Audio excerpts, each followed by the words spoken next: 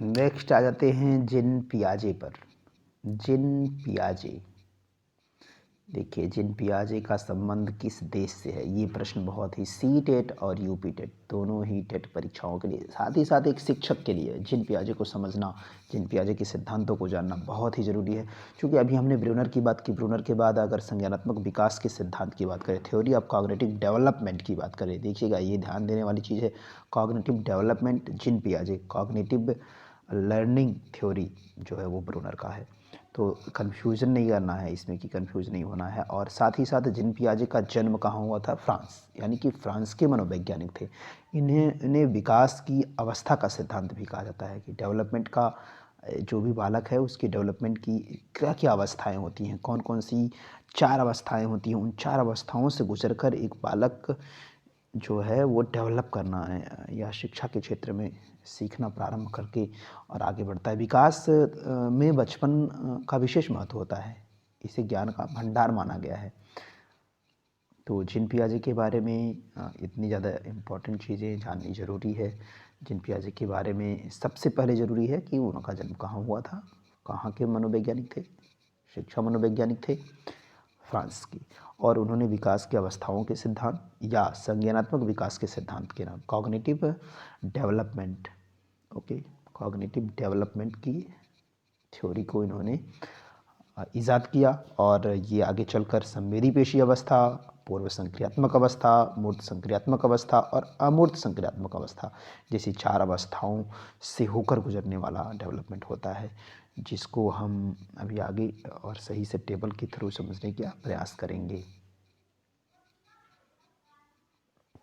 तो जिन पियाजे जो कि फ्रांस के मनोवैज्ञानिक थे, संज्ञानात्मक विकास की अवस्था, विकास के सिद्धांतों को इन्होंने आगे बढ़ाया, थ्योरी का इजाद किया, का प्रतिपादन किया। इसमें समझते हैं संवेदी पेशी अवस्था क्या होती है। सबसे पहले अवस्था होती है संवेदी पेशी। देखिए जब आपको एक दिल में आइकॉन बनाना होगा, मतलब दिमाग में, कि एक बच्चा जन्म लेता है तो उसकी पेशियाँ छोटी छोटी होती हैं, कितना सुंदर सुंदर मुलायम मुलायम सा लगता है। तो संवेदी पेशी, ठीक है, ध्यान रखना है कि संवेदी पेशी अवस्था के नाम से जाना जाता है। ये अवस्था कौन सी होती है? पहली, जो बालक की डेवलपमेंट की शुरुआत जब होती है तो सबसे पहली अवस्था होती है संवेदी पेशी अवस्था, जिसे हम सेंसरी मोटर स्टेज के नाम से भी जानते हैं। ये होता है 0 से लेके 2 वर्ष के लिए। सबसे पहली अवस्था संवेदी पेशी अवस्था। आपको ध्यान में रखना क्या है? बालक, एक बालक है, उसका जन्म हुआ, 2 साल तक बच्चे का जो पेशी होता है कितना सुंदर मुलायम मुलायम सा, छोटे छोटे से पैर, छोटे छोटे से अच्छे से पैर होते हैं, तो कितना अच्छा लगता है, सुंदर सा लगता है। तो ये ध्यान रखना है ना, पेशियाँ होती हैं उसकी, संवेदी होती हैं। संवेदनाएँ अगर आपने ऐसे टच कर दिया थोड़े से तो भी क्या होता है, बालक को थोड़ा बहुत दर्द होने लगता है, कभी रोने लगता है, कभी खुश हो जाता है, गुदगुदी होने लगती है। तो ये होती है संवेदी गुदगुदी संवेदी पेशी अवस्था, जो कि सेंसरी मोटर स्टेज के नाम से जाना जाता है। सेंसरी सेंसर लगा होता है कि बच्चे को आपने ऐसे थोड़ी सी चिमटी काट लिया तो वो रोने लगता है।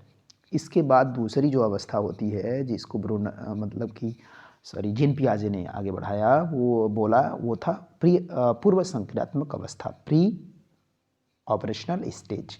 इसको 2 से लेकर 7 वर्ष तक का माना जाता है, जो कि प्राइमरी स्टेज की शुरुआत यहाँ से हो जाती है बच्चों की पढ़ाई की। तो ये होती है 2 से 7 वर्ष की अवस्था में जो मानी गई है वो है पूर्व संक्रियात्मक अवस्था। और इसके बाद की तीसरी जो अवस्था आती है वो आती है आपकी मूर्त संक्रियात्मक अवस्था। ये हो गया पूर्व संक्रियात्मक, पूर्व के बाद मूर्त, ठीक है, वही आइकॉनिक वाला आपने ध्यान दिया होगा ब्रूनर में। तो चलिए मूर्त, मूर्त संक्रियात्मक अवस्था, जिसे हम कंक्रीट ऑपरेशनल स्टेज भी कहते हैं, ये होता है 7 से 11 वर्ष वाले बच्चों के लिए, ठीक। एंड नेक्स्ट होती है अमूर्त संक्रियात्मक फॉर्मल ऑपरेशनल स्टेज, जो कि 11 से 15 वर्ष।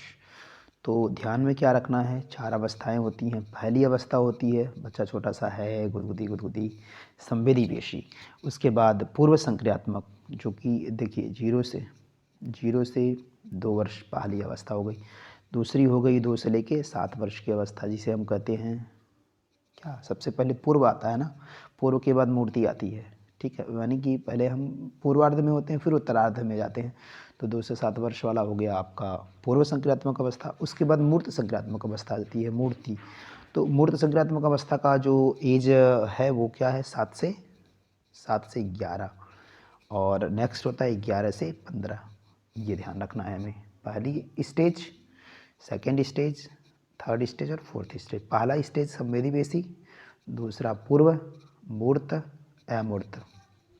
ठीक, ये ध्यान में रखना होता है।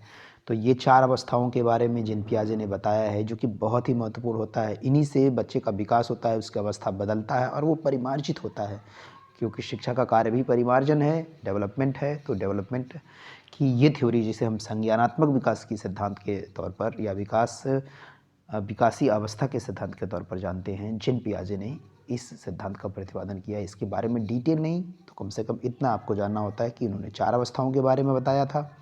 चारों अवस्थाओं के बारे में थोड़ा थोड़ा डिटेल भी आपको जानना होगा, क्योंकि सीटेट वगैरह की परीक्षाओं में थोड़ा डीप नॉलेज ज़रूरी होता है।